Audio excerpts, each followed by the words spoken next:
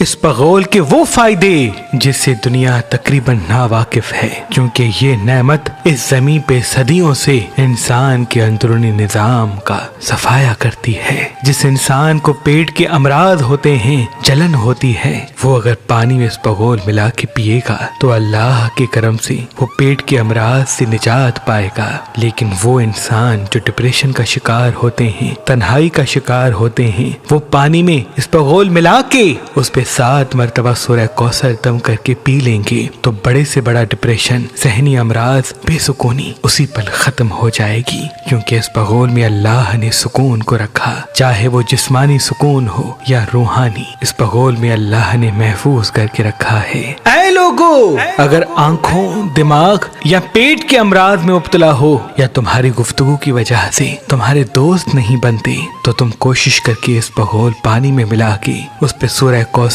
7 مرتبہ دم کر کے پی لیا کرو۔ انشاءاللہ تمہاری زبان میٹھی ہوگی اور تم اپنی گفتگو، رویے اور ذہانت سے دنیا کو فتح کر لو گے، کیونکہ یہ انسان کی زبان کو سکون کی طرف مائل کرتی ہے اور انسان کے دماغ کو وقت سے آگے چلاتی ہے، اور یوں انسان اپنی مسکراہٹ سے، حاضر دماغی سے دنیا کی بڑی سے بڑی مشکل حل کر دیتا ہے۔